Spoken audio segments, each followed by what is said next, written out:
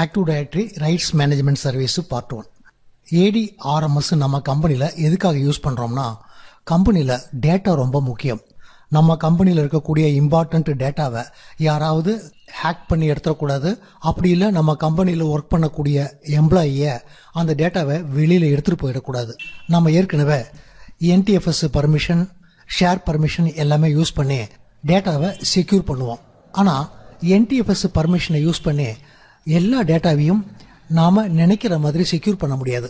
ஒரு எக்ஸாம்பிளுக்கு, ஒரு ஃபைலுக்கு நம்ம ரீடு பர்மிஷன் கொடுத்துட்டோம்னா யூசர் அந்த ஃபைலை ரீட் மட்டும்தான் பண்ண முடியும் அப்படின்னு நினைக்க வேண்டாம்.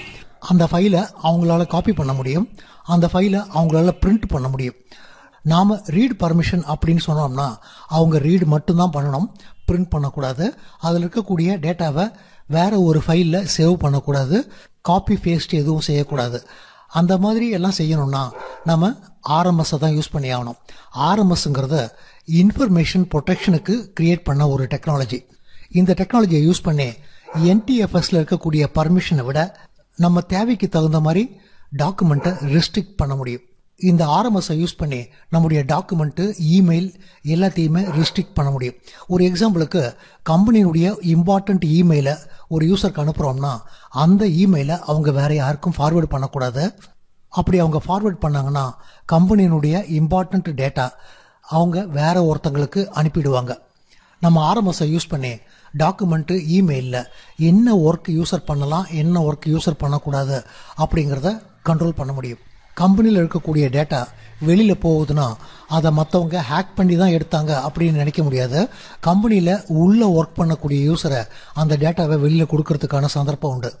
செக்யூரிட்டி அப்படின்னு பார்த்தாலே எந்த அளவுக்கு நம்மளால் அந்த டேட்டாவை செக்யூர் பண்ண முடியுமோ அந்த அளவுக்கு நம்ம செக்யூர் பண்ணணும். RMS சர்டிஃபிகேட்டை பேஸ் பண்ணி தான் ஒர்க் பண்ணுது. நம்ம ஏற்கனவே சர்டிஃபிகேஷன் சர்வீஸ் எல்லாம் பார்த்துருக்கோம். ஆனால் RMS சர்டிஃபிகேஷன் சர்வீஸில் யூஸ் பண்ணக்கூடிய X509 அப்படிங்கிற இந்த சர்டிஃபிகேஷனை யூஸ் பண்ணுறது கிடையாது. அதுக்கு பதிலாக XRML அப்படிங்கிற ஒரு சர்டிஃபிகேஷனை தான் யூஸ் பண்ணுது. இந்த சர்டிஃபிகேஷனும் உங்களுக்கு X509 சர்டிஃபிகேட் மாதிரியே தான் இருக்கும். RMS தனியாக ஒரு சர்டிஃபிகேஷனை யூஸ் பண்ணுறதுனால கம்பெனிக்குள்ளார நீங்கள் RMSஐ யூஸ் பண்ணணும்னா சர்டிஃபிகேஷன் அத்தாரிட்டியை லோட் பண்ணணும் அப்படிங்கிற அவசியம் கிடையாது. ஒரு சர்வரில் RMSஐ நீங்கள் கான்ஃபிகர் பண்ணீங்கன்னா RMSக்கு தேவையான சர்டிஃபிகேட்டை எல்லாமே அந்த RMS சர்வரே கிரியேட் பண்ணிக்கும்.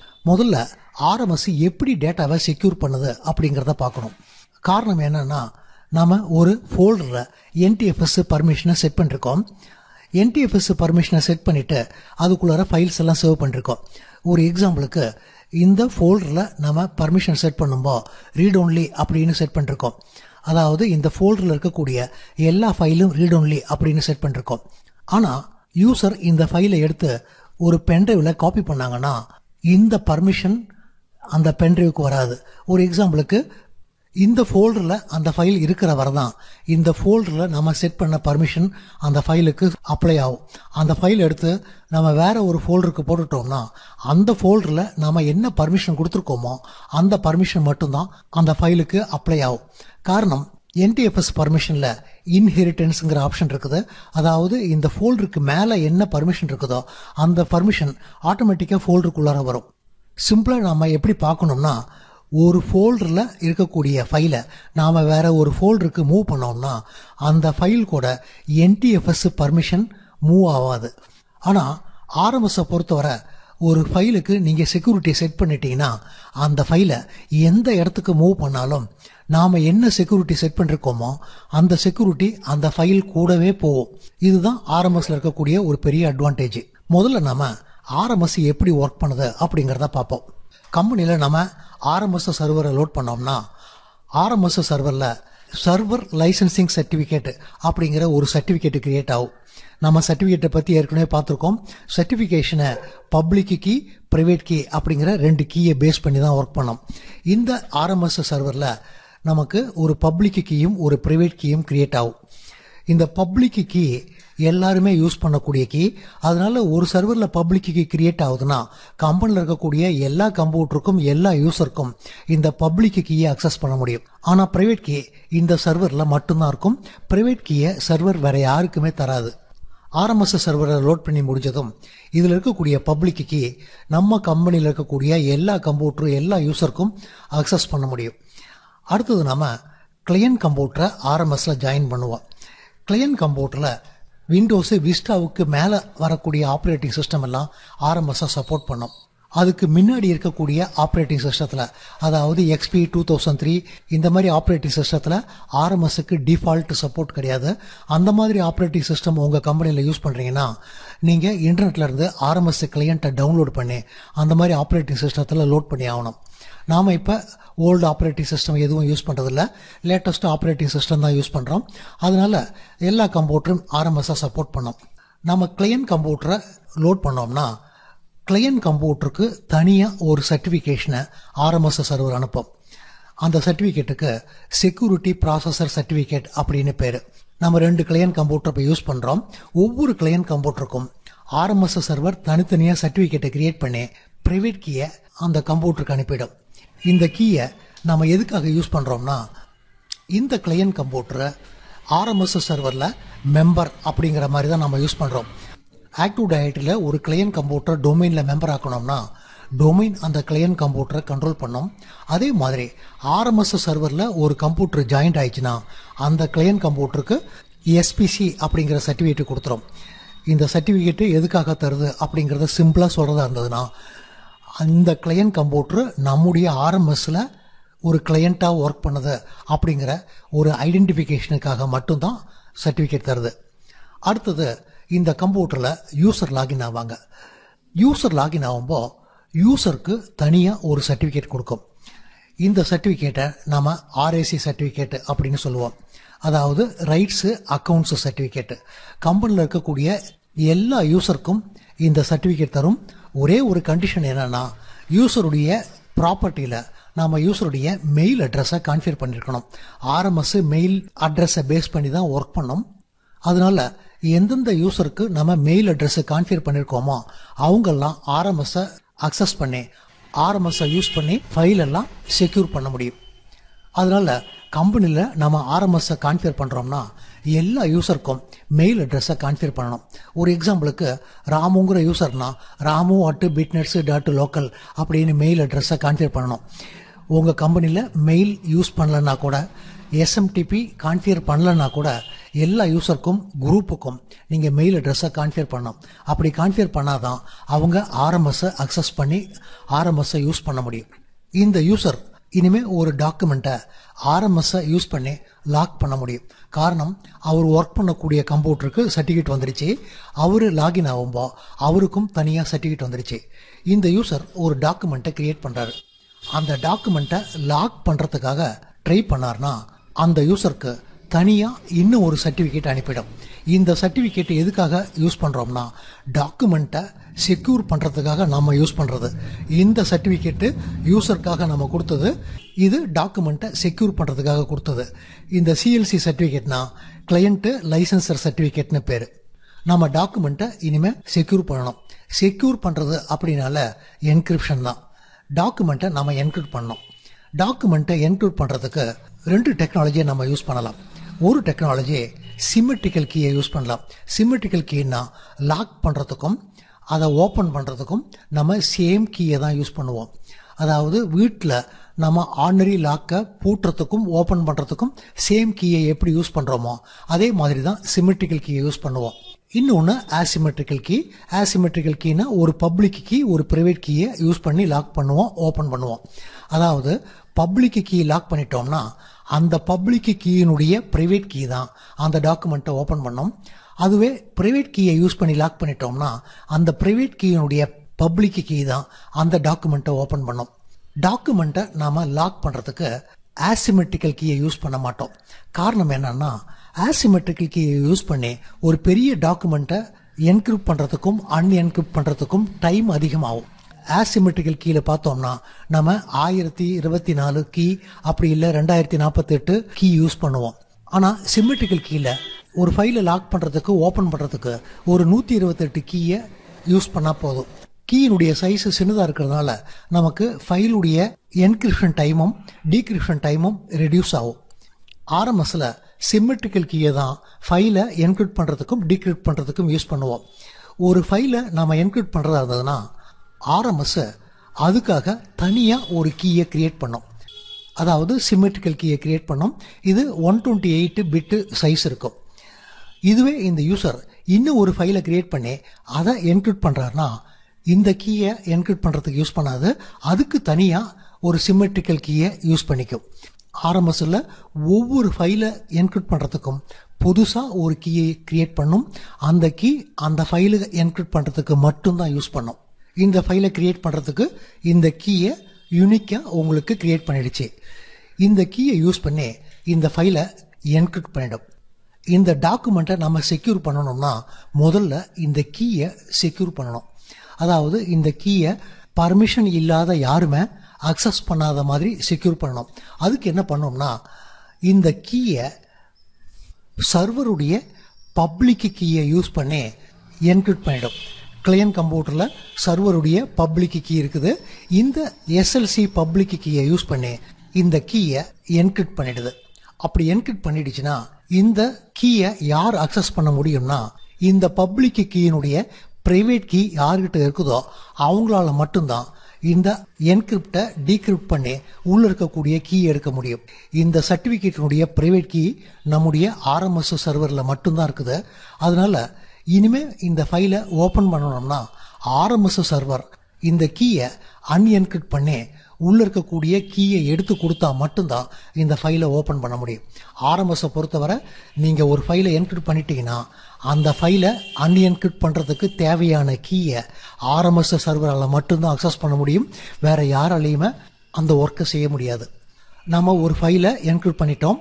என்கிரிப்ட் பண்ணுறதுக்கு யூஸ் பண்ண கீயை என்கிரிப்ட் பண்ணி செக்யூர் பண்ணிட்டோம்.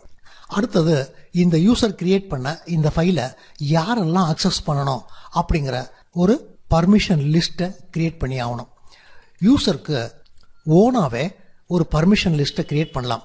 அதாவது இந்த ஃபைலை இந்த குரூப்பில் இருக்கவங்க இந்த யூசருங்க மட்டும்தான் காப்பி பண்ணணும், பிரிண்ட் பண்ணணும், சேவ் பண்ணணும், இவங்கெல்லாம் சேவ் பண்ணக்கூடாது அப்படின்னு ஓனாவே ஒரு பர்மிஷன் லிஸ்ட்டை கிரியேட் பண்ணலாம்.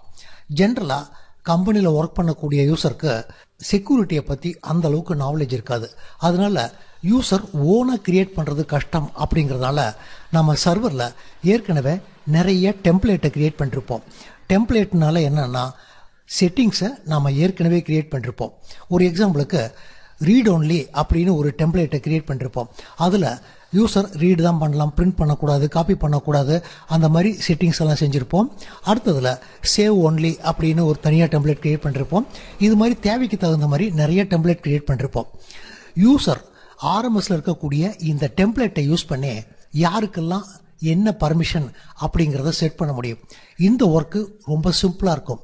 காரணம், ஒவ்வொரு யூசரை செலக்ட் பண்ணி அவங்களுக்கு என்னெல்லாம் பர்மிஷன் அப்படிங்கிறத செட் பண்ணுறதுக்கு பதிலாக நாம் ஏற்கனவே கிரியேட் பண்ண ஒரு டெம்ப்ளேட்டை எடுத்து அந்த டெம்ப்ளேட்டை இந்த ஃபைலுக்கு அப்ளை பண்ண அப்படின்னு சொல்லிட்டா இந்த டெம்ப்ளேட்டில் நம்ம எந்த மாதிரி பர்மிஷன் செட் பண்ணியிருக்கோமோ அந்த மாதிரி பர்மிஷன் இந்த ஃபைலுக்கு ஆட்டோமேட்டிக்காக செட் ஆகிடும். யூசர் இப்போ யாரெல்லாம் அக்சஸ் பண்ணலாம் அப்படிங்கிற பர்மிஷன் லிஸ்ட்டை கிரியேட் பண்ணிட்டாரு. அவர் அதை மேனுவலாகவும் கிரியேட் பண்ணியிருக்கலாம், அப்படி இல்லை ஆர்எம்எஸ்ல நம்ம கிரியேட் பண்ணி வச்ச டெம்ப்ளேட்டை யூஸ் பண்ணியும் கிரியேட் பண்ணியிருக்கலாம். இந்த பர்மிஷன் லிஸ்ட்டையும் யாருமே படிக்க முடியாத மாதிரி என்கிரிப்ட் பண்ணிடும். அப்படி என்கிரிப்ட் பண்ணுறதுக்கு சர்வருடைய எஸ்எல்சி சர்டிஃபிகேட்டை யூஸ் பண்ணி தான் என்கிரிப்ட் பண்ணோம். சர்வருடைய எஸ்எல்சி சர்டிஃபிகேட்டை யூஸ் பண்ணி, அதாவது எஸ்எல்சி பப்ளிக் கீயை யூஸ் பண்ணி அக்சஸ் லிஸ்ட்டையும் என்கிரிப்ட் பண்ணிடுச்சு. இந்த கீயை யூஸ் பண்ணி நம்ம என்கிரிப்ட் பண்ணோம்னா நம்முடைய ஆர்எம்எஸ் சர்வரில் இருக்கக்கூடிய எஸ்எல்சி பிரைவேட் கீயை யூஸ் பண்ணி தான் இதை அன்லாக் பண்ண முடியும். அதாவது இந்த யூசர் யாருக்கெல்லாம் என்னெல்லாம் பர்மிஷன் கொடுத்துருக்காங்க அப்படிங்கிறத ஆர்எம்எஸ் சர்வரால் மட்டும்தான் படிக்க முடியும், வேற யாராலையும் அதை படிக்க முடியாது. அடுத்தது இந்த பர்மிஷன் லிஸ்ட்டை சைன் பண்ணணும். சைன் பண்ணுறதுனா என்ன அப்படிங்கிறது நம்ம ஏற்கனவே பார்த்துருக்கோம். உள்ளே இருக்கக்கூடிய டேட்டாவை எல்லாத்தையும் கேல்குலேட் பண்ணி இதுக்கு கீழே அந்த டேட்டாவுடைய டோட்டலை எழுதும். டோட்டலை எழுதிட்டு இந்த யூசருடைய கிளையண்ட் லைசன்சர் சர்டிஃபிகேட்டுடைய பிரைவேட் கீயை யூஸ் பண்ணி என்கிரிப்ட் பண்ணிடும். அப்படி என்கிரிப்ட் பண்ணிடுச்சுன்னா இந்த யூசருடைய பப்ளிக் கீயை யூஸ் பண்ணி தான் இதை ஓப்பன் பண்ண முடியும். இந்த யூசருடைய பப்ளிக் கீ நம்ம கம்பெனியில் இருக்கக்கூடிய எல்லார்ட்டையுமே இருக்கும். நம்ம ஏற்கனவே பார்த்தோம், பப்ளிக் கீ எல்லார்கிட்டையும் இருக்கும். ஒரு எக்ஸாம்பிளுக்கு இந்த சிஎல்சி கீயினுடைய பப்ளிக் கீ ஆர்எம்எஸ் சர்வரில் இருக்குது. ஆர்எம்எஸ் சர்வர் இந்த சிஎல்சியினுடைய பப்ளிக் கீயை யூஸ் பண்ணி இதை அன்என்கிரிப்ட் பண்ணுது. அன்என்கிரிப்ட் பண்ணிச்சுன்னா உள்ள இருக்கக்கூடிய டேட்டாவை படிக்க முடியும். உள்ள நம்ம டேட்டா என்ன எழுதியிருக்கோம்னா இதில் இருக்கக்கூடிய டேட்டாவுடைய டோட்டல் தான் எழுதியிருக்கோம். ஆர்எம்எஸ் சர்வர் இதில் இருக்கக்கூடிய டேட்டாவுடைய டோட்டலும் கீழே எழுதியிருக்கக்கூடிய டேட்டாவுடைய டோட்டலும் சேமாக இருக்குதா அப்படிங்கிறத செக் பண்ணும். அப்படி செக் பண்ணிச்சுன்னா இந்த ஃபைலில் வேற யாராவது ஏதாவது ஆல்ட்ரு பண்ணியிருக்காங்களா அப்படிங்கிறத கண்டுபிடிக்க முடியும். நம்ம ஏற்கனவே சைனிங்னா என்ன அப்படின்னு பார்த்துருக்கோம். சைனிங்கை யூஸ் பண்ணி இந்த யூசர் தான் கிரியேட் பண்ணியிருக்காரு அப்படிங்கிறத தெரிஞ்சுக்கலாம். இந்த ஃபைலில் எந்த சேஞ்சுமே வரல அப்படிங்கிறதையும் தெரிஞ்சுக்கலாம். சைன் பண்ண பிறகு அதுக்கு கீழே ஆர்எம்எஸ் சர்வர் எங்கே ரன் ஆகுது அப்படிங்கிற அட்ரஸை ஆட் பண்ணிடும். அதாவது ஆர்எம்எஸ் உடைய யூஆர்எல் வெப் அட்ரஸ் ஆட் பண்ணிடும். எதுக்காக ஆட் பண்ணதுன்னா நம்ம கம்பெனியில் இருக்கக்கூடிய கம்ப்யூட்டருக்கெல்லாம் ஆர்எம்எஸ் சர்வர் எங்கே ரன் ஆகுது அப்படிங்கிறது தெரியும். இதுவே இந்த ஃபைலை நம்முடைய பார்ட்னர் கம்பெனிக்கு தரோம்னா இந்த ஃபைல் எந்த ஆர்எம்எஸ் சர்வர் ஓப்பன் பண்ண முடியும் அப்படிங்கிற டீட்டெயில் பக்கத்து கம்பெனியில் இருக்கவங்களுக்கு தெரியணும். அதனால கிரியேட் பண்ணுற ஒவ்வொரு ஃபைல்லையும் இந்த ஃபைலை ஓப்பன் பண்ணுறதுக்கு யாருக்கு பவர் இருக்குது அப்படிங்கிற இன்ஃபர்மேஷனை நாம் ஆட் பண்ணணும். அதனால ஆர்எம்எஸ் சர்வருடைய யூஆர்எல்ல இதில் ஆட் பண்ணிடும். அடுத்தது இந்த யூசருடைய சிஎல்சியினுடைய பப்ளிக் கீயை இதுக்குள்ளார ஆட் பண்ணிடும். எதுக்காக இதை ஆட் பண்ணிருக்குன்னா இந்த யூசர் தான் இந்த டாக்குமெண்ட்டை கிரியேட் பண்ணாங்க அப்படிங்கிற இன்ஃபர்மேஷன் எல்லாருக்குமே தெரியணும். அதனால அந்த யூசருடைய பப்ளிக் கீயை இதுக்குள்ளார ஆட் பண்ணிடும். இந்த ஒர்க் எல்லாம் முடிச்ச பிறகு இந்த ஃபைலை ஒரு பண்டில் பண்ணிடும். பண்டில் பண்ணும்போது பார்த்தீங்கன்னா ஃபைலை தனியாக வச்சுக்கும். அதாவது என்கிரிப்ட் பண்ண ஃபைலை தனியாக வச்சுக்கும். அதனுடைய கீ, அதனுடைய பர்மிஷன், சைன் பண்ண டீட்டெயில், யூஆர்எல் டீட்டெயில், இந்த ஃபைலை யார் கிரியேட் பண்ணாங்க அப்படிங்கிற டீட்டெயில் எல்லாத்தையும் தனியாக வச்சுக்கும். இதை நம்ம பிஎல்னு சொல்லுவோம். அதாவது பப்ளிஷிங் லைசன்ஸ்னு சொல்லுவோம். ஃபைலில் செய்ய வேண்டிய எல்லா ஒர்க்கையும் செஞ்சுட்டு ஒரு பிஎல்ல கிரியேட் பண்ணிடுச்சு. இனிமேல் இந்த ஃபைலை யாருக்கு வேணால் தரலாம். ஒரு எக்ஸாம்பிளுக்கு இந்த ஃபைலை வேற ஒரு யூசருக்கு நம்ம தரோம். நெட்வொர்க் வழியாவோ பென்ட்ரைவ் வழியாவோ இந்த ஃபைலை வேற ஒரு யூசர் அக்சஸ் பண்ணுறாரு. இந்த யூசர் லாகின் ஆகிறாரு. இந்த கம்ப்யூட்டரில் ஆர்எம்எஸ் சர்வருடைய எஸ்எல்சியினுடைய பப்ளிக் கீ இருக்கும். இந்த யூசர் லாகின் ஆகும்போது இந்த யூசருக்கு ஆர்ஏசி சர்டிஃபிகேட்டு, டாக்குமெண்ட்டை கிரியேட் பண்ணுறதுக்கு சிஎல்சி சர்டிஃபிகேட்டு எல்லாமே வந்திருக்கும். இந்த யூசருக்கு இந்த கீயை ஓப்பன் பண்ண முடியாது. காரணம் ஆர்எம்எஸ் சர்வருடைய பப்ளிக் கீனா ஆர்எம்எஸ் சர்வர் தான் ஓப்பன் பண்ண முடியும். இந்த ஃபைலை யாரெல்லாம் படிக்கலாம் அப்படிங்கிற இன்ஃபர்மேஷனை கூட இந்த யூசருக்கு ஓப்பன் பண்ணி பார்க்க முடியாது. காரணம் அதுவும் ஆர்எம்எஸ் சர்வர் தான் ஓப்பன் பண்ண முடியும். இந்த யூசருக்கு இந்த ஃபைலில் என்னெல்லாம் இப்போ செய்ய முடியும் அப்படின்னு பார்த்தோம்னா இந்த ஃபைலை யார் கிரியேட் பண்ணாங்க அப்படிங்கிறத பார்க்க முடியும். காரணம் இந்த யூசருடைய பப்ளிக் கீ நம்ம அதில் ஆட் பண்ணிருக்கோம். அதனால இந்த யூசர் தான் இதை கிரியேட் பண்ணாரு அப்படிங்கிறத தெரிஞ்சுக்க முடியும். ஆர்எம்எஸ் சர்வர் எங்கே ரன் ஆகுது அப்படிங்கிற இன்ஃபர்மேஷன் தெரிஞ்சுக்க முடியும். இந்த யூசர் பிரைவேட் கீயை யூஸ் பண்ணி தான் இதை சைன் பண்ணிருக்காரு. அதனால சிஎல்சி பப்ளிக் கீயை யூஸ் பண்ணி இதை ஓப்பன் பண்ணி இந்த ஃபைலுக்குள்ளார ஏதாவது ஆல்டரேஷன் வந்திருக்குதா அப்படிங்கிறத செக் பண்ண முடியும். ஆனால் இந்த கீயையோ அப்படி இல்லை யார் இந்த ஃபைலை அக்சஸ் பண்ணலாம் அப்படிங்கிற அக்சஸ் லிஸ்ட்டையோ இந்த யூசருக்கு பார்க்க முடியாது. இந்த யூசர் என்ன செய்யணும்னா ஆர்எம்எஸ் சர்வரை காண்டாக்ட் பண்ணி எனக்கு இந்த கீயை ஓப்பன் பண்ணி கொடு அப்படின்னு கேட்கணும். அதுக்கு இந்த யூசர் என்ன பண்ணுவார்னா ஃபைலுக்குள்ளார அவருடைய ஆர்ஏசி சர்டிஃபிகேட்டினுடைய பப்ளிக் கீயை ஆட் பண்ணுவார். இது எதுக்காக ஆட் பண்ணுறாருனா இந்த ஃபைலை நம்ம ஆர்எம்எஸ்க்கு அனுப்ப போகிறோம். இந்த ஃபைலுக்குள்ளார இந்த ஃபைலை யார் கிரியேட் பண்ணாங்க அப்படிங்கிற இன்ஃபர்மேஷன் ஆர்எம்எஸ்க்கு தெரியும். ஆனால் இந்த ஃபைலை யார் ஓப்பன் பண்ணுறதுக்கு பர்மிஷன் கேட்குறாங்க அப்படிங்கிற இன்ஃபர்மேஷன் ஆர்எம்எஸ்க்கு தெரியணும். அதனால தான் இந்த யூசர் அவருடைய ஆர்ஏசி கீயினுடைய பப்ளிக் கீயை பண்ணிருக்காரு. இப்போ ஆர்எம்எஸ் சர்வருக்கு என்ன தெரியும்னா இந்த ஃபைலை இந்த யூசர் கிரியேட் பண்ணியிருக்காரு அப்படிங்கிறது தெரியும். இந்த யூசர் இந்த ஃபைலை அக்சஸ் பண்ணுறதுக்கு பர்மிஷன் கேட்குறாரு அப்படிங்கிற இன்ஃபர்மேஷன் தெரியும். இந்த ஃபைலை ஆர்எம்எஸ்க்கு அனுப்புது. ஆர்எம்எஸ்க்கு அனுப்பும்போது டாக்குமெண்ட்டை அனுப்ப வேண்டிய அவசியம் கிடையாது. இந்த பப்ளிஷிங் லைசன்ஸை மட்டும் அனுப்புனா போதும். இதை நம்ம எதுக்காக ஆர்எம்எஸ்க்கு அனுப்புகிறோம்னா, ஆர்எம்எஸ் சர்வரால் தான் இந்த கீயை ஓப்பன் பண்ண முடியும், இந்த ஃபைலில் யாருக்கெல்லாம் பர்மிஷன் இருக்குது அப்படிங்கிறத செக் பண்ண முடியும். இந்த ஃபைலு ஆர்எம்எஸ் சர்வருக்கு வந்ததும் இந்த ஃபைலை யார் அனுப்புனாங்க, யார் பர்மிஷன் கேட்டாங்க அப்படிங்கிறத முதல்ல ஆர்எம்எஸ் சர்வர் செக் பண்ணும். அதுக்கு ஆர்எம்எஸ் சர்வர் ஆர்ஏசி கீயினுடைய பப்ளிக் கீயை அக்சஸ் பண்ணும். இந்த பப்ளிக் கீயை படித்தோம்னா இதை யார் அனுப்புனாங்க அப்படிங்கிற இன்ஃபர்மேஷன் தெரியும். அடுத்தது அனுப்புன இந்த யூசருக்கு இந்த ஃபைலில் பர்மிஷன் இருக்குதா அப்படிங்கிறத செக் பண்ணோம். இந்த பர்மிஷன் லிஸ்ட்டை ஆர்எம்எஸ் உடைய பப்ளிக் கீ வச்சு தான் லாக் பண்ணிருக்காங்க. ஆர்எம்எஸ் உடைய பிரைவேட் கீ இந்த பர்மிஷன் லிஸ்ட்டை ஓப்பன் பண்ண முடியும், அதாவது அன்என்கிரிப்ட் பண்ண முடியும். அதனால பிரைவேட் கீயை யூஸ் பண்ணி பர்மிஷன் லிஸ்ட்டை அன்என்கிரிப்ட் பண்ணி பார்க்கும். அன்என்கிரிப்ட் பண்ணி பார்க்கும்போது இந்த யூசருக்கு இந்த ஃபைலை அக்சஸ் பண்ணுறதுக்கு பர்மிஷன் இருக்குதா அப்படிங்கிற இன்ஃபர்மேஷன் ஆர்எம்எஸ் சர்வருக்கு தெரியும். ஆர்எம்எஸ் சர்வர் அந்த யூசருக்கு அக்சஸ் பண்ணுறதுக்கு பர்மிஷன் இல்லைன்னா பர்மிஷன் டினைடு அப்படிங்கிற மெசேஜை யூசருக்கு அனுப்பிடும். யூசருக்கு அந்த ஃபைலை ஓப்பன் பண்ணி பார்க்க முடியாது. ஒருவேளை அந்த யூசருக்கு அந்த ஃபைலை படிக்கிறதுக்கான பர்மிஷன் உள்ளே இருந்ததுன்னா, அதாவது பர்மிஷன் ஓகேன்னா, ஆர்எம்எஸ் சர்வர் இந்த கீயை அன்லாக் பண்ணி அந்த யூசருக்கு அந்த ஃபைலில் என்னெல்லாம் பர்மிஷன் இருக்குது அப்படிங்கிற இன்ஃபர்மேஷனை அந்த யூசருக்கு அனுப்பணும். பர்மிஷன் இருக்கிறதுனால ஆர்எம்எஸ் உடைய பிரைவேட் கீயை யூஸ் பண்ணி கீயை அன்லாக் பண்ணும். கீயை அன்லாக் பண்ணிவிட்டு தனியாக ஒரு ஃபைலை க்ரியேட் பண்ணும். அந்த ஃபைலில் அந்த யூசருக்கு என்னெல்லாம் பர்மிஷன் இருக்குது அப்படிங்கிற இன்ஃபர்மேஷனும் வைக்கும். இந்த கீயை அன்லாக் பண்ணியிருக்குது, இந்த ஃபைலை ஓப்பன் பண்ணுறதுக்கு தேவையான கீயையும் இதுக்குள்ளார வச்சிடும். இந்த ஃபைலுக்கு நம்ம எண்ட் யூசர் லைசன்ஸ் அப்படின்னு சொல்லுவோம். இந்த லைசன்ஸை அந்த யூசருக்கு அனுப்பணும்.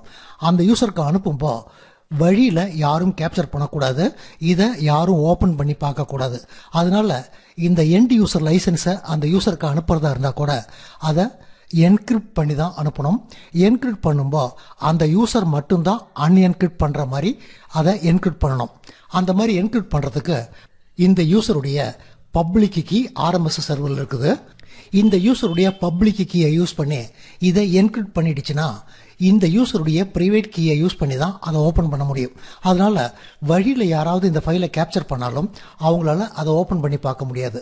ஆர்எம்எஸ் சர்வர் அந்த யூசருடைய பப்ளிக் கீயை யூஸ் பண்ணி இந்த ஃபைலை என்கிரிப்ட் பண்ணிடுது. என்கிரிப்ட் பண்ண பிறகு இந்த ஃபைலை அந்த யூசருக்கு அனுப்புது. இனிமே இந்த யூசர் அவருடைய பிரைவேட் கீயை அப்ளை பண்ணி தான் இதை ஓப்பன் பண்ண முடியும். காரணம், அவருடைய பப்ளிக் கீயை யூஸ் பண்ணி தான் இந்த ஃபைலை லாக் பண்ணிருக்குது. அதனால யூசர் அவருடைய ஆர்ஏசி பிரைவேட் கீயை அப்ளை பண்ணுறாரு.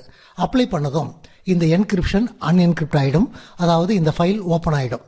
இப்போ அந்த யூசருக்கு கீயை அக்சஸ் பண்ணி அவருடைய ஃபைலை ஓப்பன் பண்ண முடியும். கீயை அக்சஸ் பண்ணி அவருடைய லாக் பண்ண ஃபைலை ஓப்பன் பண்ணுறாரு. அவருக்கு ஃபைல் ஓப்பன் ஆகும். அந்த ஃபைல் ஓப்பன் ஆகும்போது ஆர்எம்எஸ் சர்வர் அந்த ஃபைலுக்கு அந்த யூசருக்கு என்ன பர்மிஷன் இருக்குதோ அந்த பர்மிஷனை அந்த ஃபைலுக்கு அப்ளை பண்ணிடும்.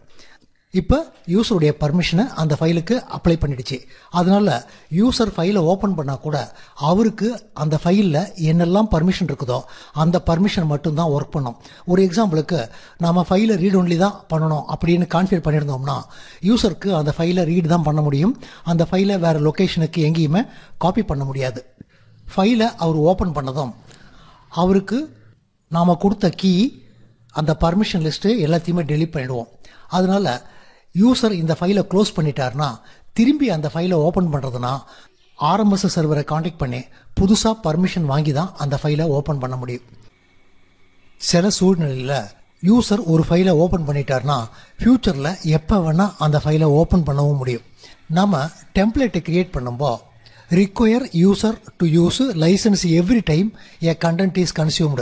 ஒவ்வொரு தடவையும் யூசர் ஃபைலை ஓப்பன் பண்ணும்போது லைசன்ஸ் வாங்கிட்டு தான் ஓப்பன் பண்ணணும் அப்படிங்கிற இந்த டிக்கை ஆன் பண்ணிட்டோம்னா யூசர் ஃபைலை படித்து முடிஞ்சு ஃபைலை க்ளோஸ் பண்ணதும் அவருடைய லைசன்ஸ் எல்லாமே கேன்சல் ஆகிடும்.